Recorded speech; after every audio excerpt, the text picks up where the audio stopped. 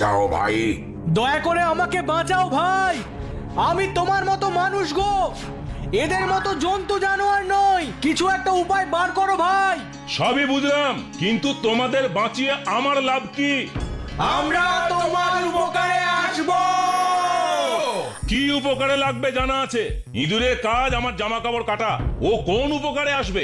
আর কাটবো না গো, সত্যি বলছি, সারা জীবন তোমার গোলামি করব। আচ্ছা, কিন্তু সাপকে বাঁচালে ও বেরিয়েই আমাকে ছবল দেবে। ওর উপকার করে আমি কি শেষে মরবো? না ভাই, আমি তোমাকে ছবল মারবো না, কথা দিচ্ছি, তোমার উপকার ছাড়া অপকার করব না। আচ্ছা আচ্ছা আচ্ছা, তোমার কথাও বিশ্বাস করলাম, কিন্তু বাঘকে আমি এখান থেকে কিছুতেই বাঁচাবো না। না গো না, এমন কথা বলো না, আমাকে অবিশ্বাস করো না। আমাকে বাঁচালে তোমার কোনো ক্ষতি হবে না, আমি তোমার কোনো ক্ষতি করব না। তোমাকে কিছুতেই বিশ্বাস নেই, সুযোগ পেলেই গায়ের গরু ছাগল খেয়ে ফেলো, আর আমাকে সামনে পেলে কি ছেড়ে দেবে? না গো, দয়া করে একটিবার আমাকে সুযোগ দাও, তোমাকে আমি কখনো মারবো না। আচ্ছা বেশ, তোমরা একটু দাঁড়াও, আমি ব্যবস্থা করছি।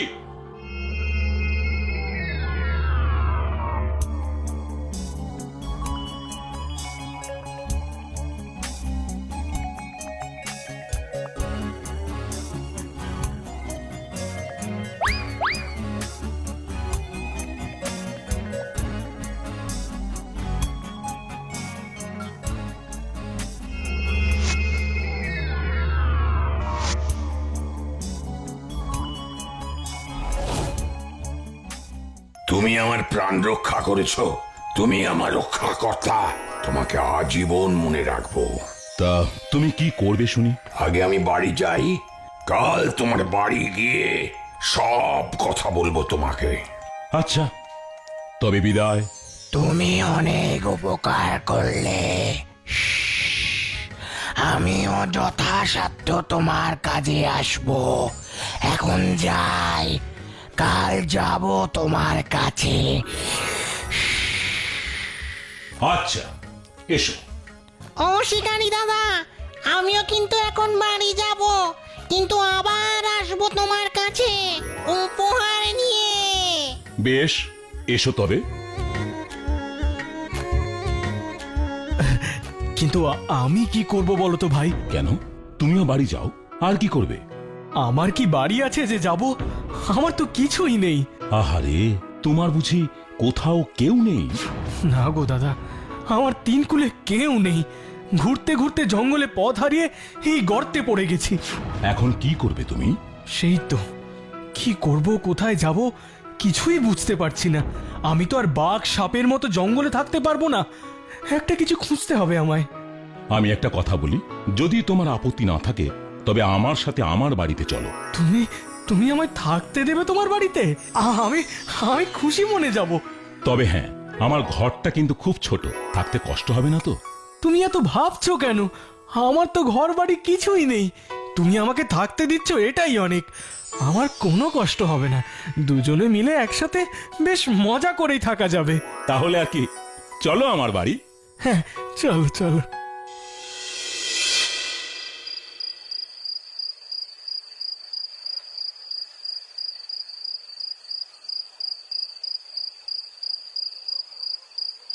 হে বাবা, এই বাসি ভাত শুধু নুন দিয়ে খেতে হবে? হ্যাঁ ভাই, কি করব বলো, আজ শিকারে গিয়ে কিছুই পাইনি, তার উপর তোমাদের গর্ত থেকে উদ্ধার করতেই পুরো দিনটা চলে গেল। এটুকু কষ্ট করে খেয়ে নাও। সেই তো আসলে আমি তো শুধু নুন ভাত খেতে পারি না, তাই বলছিলাম। আলম, আরে, সেই বাঘের গলা শোনা গেল না? হ্যাঁ হ্যাঁ, ঠিক বলেছো তো। চলো তো একবার বেরিয়ে দেখি সত্যি এসেছে কিনা।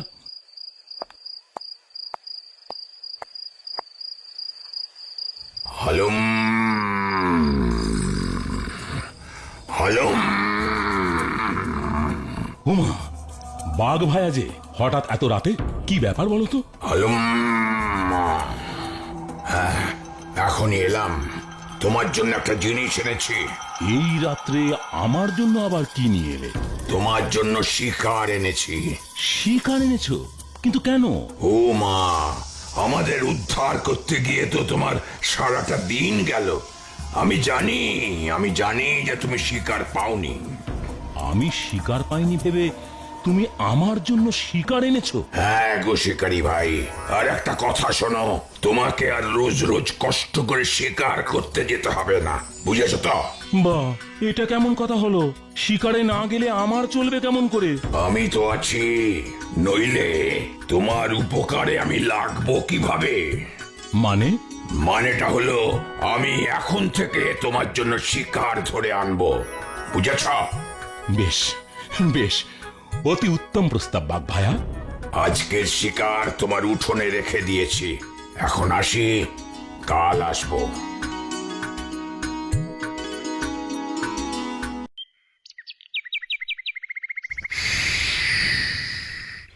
শিকারি ভাই, ও শিকারি ভাই, বাড়ি আছো? ওমা, সাপ ভাই যে এত সকালে আমার বাড়িতে, ব্যাপার কি? সকাল সকাল কি এমনি এসেছি? তাড়াতাড়ি একটা পাত্র আনো, আমি তোমার জন্য একটা জিনিস নিয়ে এসেছি। পাত্র দিয়ে কি হবে? কি এনেছো তুমি? আগে পাত্র আনো, দেখাচ্ছি।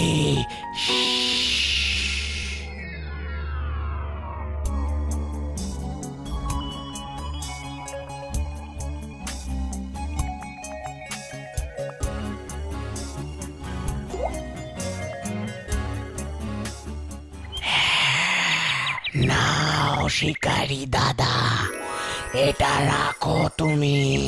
ও বাবা, এই যে তোমার বিষ, কি হবে এতে? শুধু বিষ হলে কি দিতাম, এটা ওষুধ গো।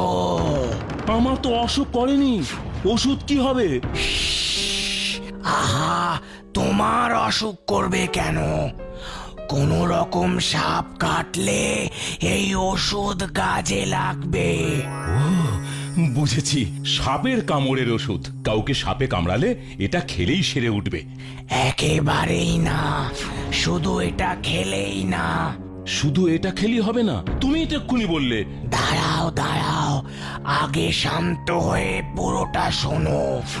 এই ওষুধের সাথে রক্ত মিশিয়ে দিতে হবে। রক্ত? কার রক্ত? যে সে লোকের রক্ত নয়, তাহলে? কোন মিথ্যাবাদী বিশ্বাসঘাতক লোকের রক্ত। কিন্তু এমন মানুষ আমি কোথায় পাবো বলো? সেটা তোমাকেই খুঁজতে হবে। এখন এটা যত্ন করে রাখো। আচ্ছা, এখন চলি ভাই, আবার পরে দেখা হবে।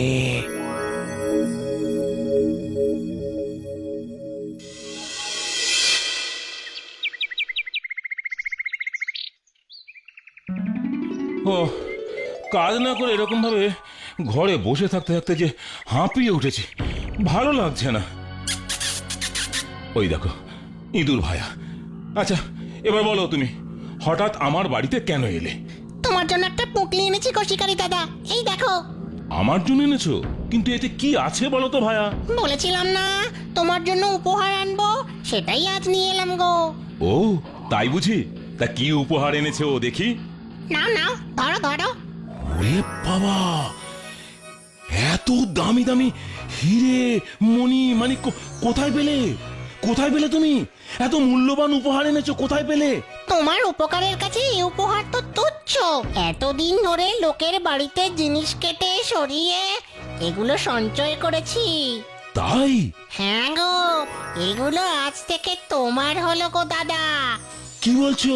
কিন্তু এগুলো দিয়ে আমি কি করব? কেন, তোমার এই ছোট্ট কুড়ে ঘরটা ভেঙে বড় বাড়ি বানাও। হ্যাঁ হ্যাঁ হ্যাঁ হ্যাঁ হ্যাঁ, ঠিকই বলেছো, ঠিকই বলেছো।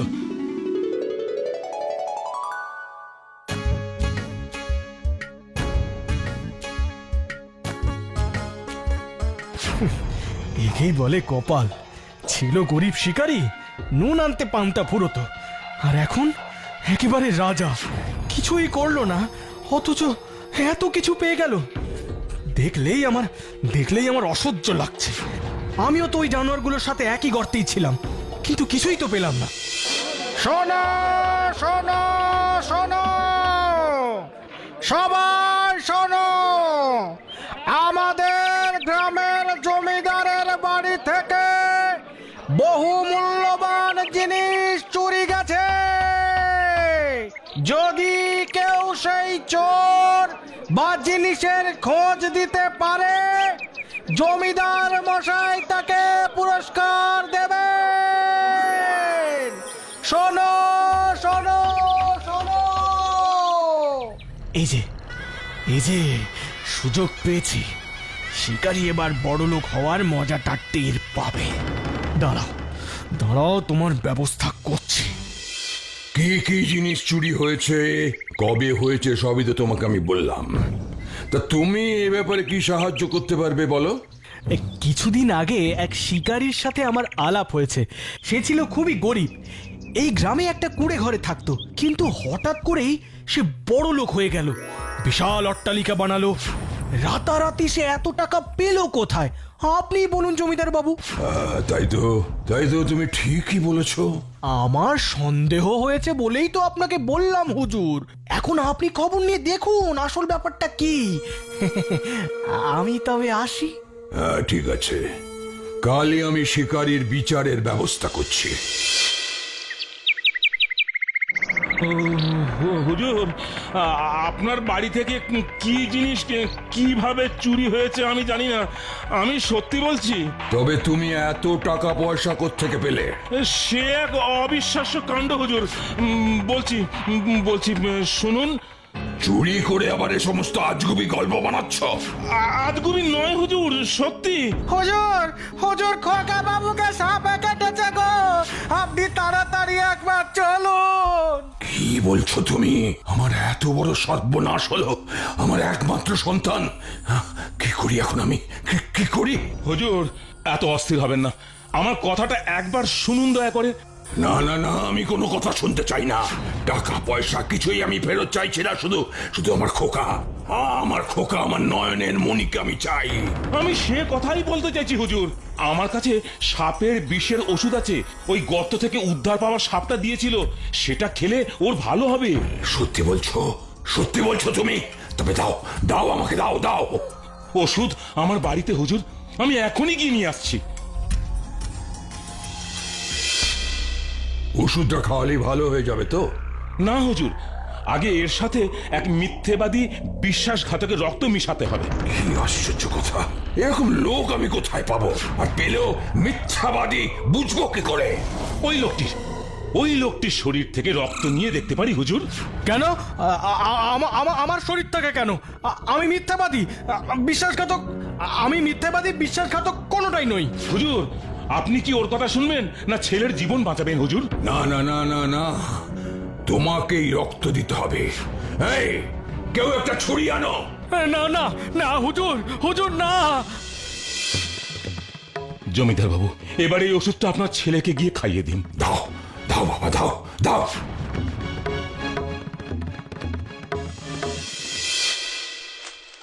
এটা একবারে অবাক কাণ্ড। তোমার দেওয়া ওষুধ খেয়ে আমার ছেলের জ্ঞান ফিরেছে, সুস্থ হয়ে উঠেছে। তোমাকে যে আমি কি বলে কৃতজ্ঞতা জানাবো। আমি যে মিথ্যে বলিনি তার প্রমাণ পেলেন তো হুজুর। ওই লোকটিকেও আমি উদ্ধার করেছি, আমার বাড়িতে থাকতে দিয়েছি। সেসব ভুলে পুরস্কারের লোভে ও আপনার কাছে আমাকে চোর সাজাচ্ছে, আমার নামে মিথ্যে বলছে। এই, কে কোথায় আছিস? এই লোকটাকে বন্দি কর। আর কখনো মিথ্যে বলবো না হুজুর, আমায় ছেড়ে দিন হুজুর, আমায় ছেড়ে দিন। আর শিকারী, তুমি আর আমি আজ থেকে বন্ধু।